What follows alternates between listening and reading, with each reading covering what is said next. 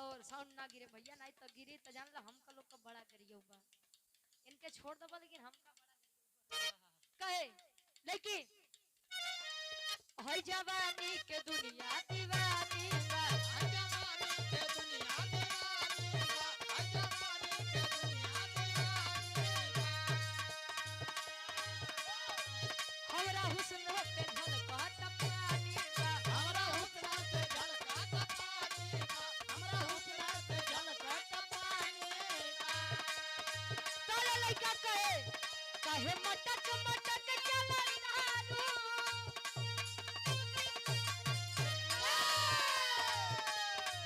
काहे मटक मटक चला तारू, देखा के होई गोर कमरी। हमरा नैना के चैना चोरावे,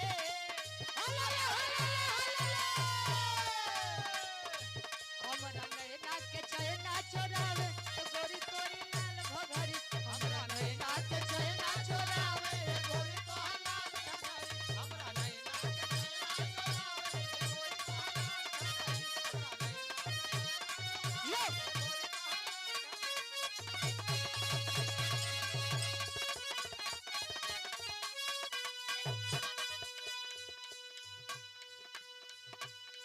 जिस उपलक्ष्य में बाबा हम लोग आए हैं, एक लाइन निर्गुणी भाव। सावनी गुजर जाने पर जल की कदर होती है, वाह इंसान चला जाता है पर कीर्ति अमर होती है। बाबा दादा राकेश भैया से संपर्क करा कहे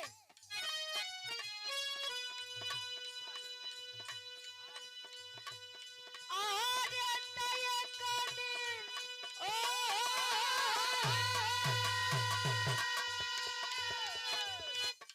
नदी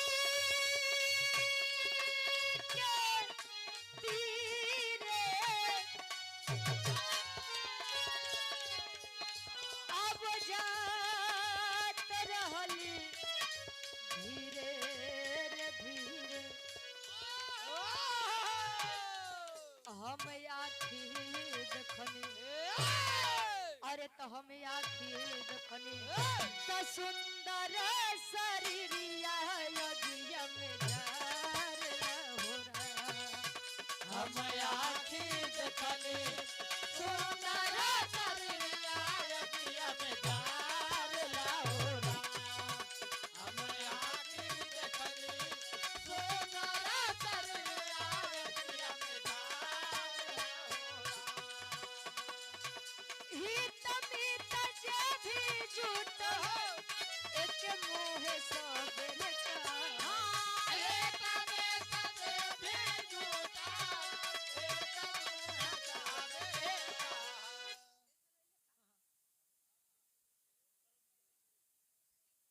सर्वजीत यादव उर्फ भैया हमारे सिंटू भैया इस भाव का सम्मान करते हुए 100 रुपया आशीर्वाद के चारे।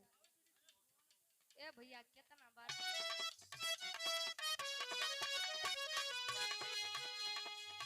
हित मित जे भी जुटल एक मोह सबेर का, एक में सदे भी जुटा, एक मुँह जावे का।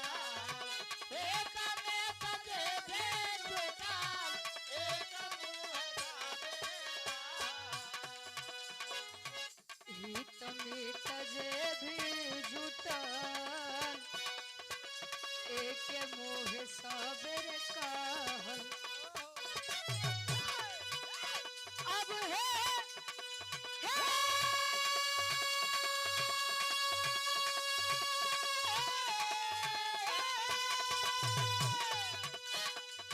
हित मित जे भी जुटल, हित मित जे भी जुटल एक मोह सबेर कहल।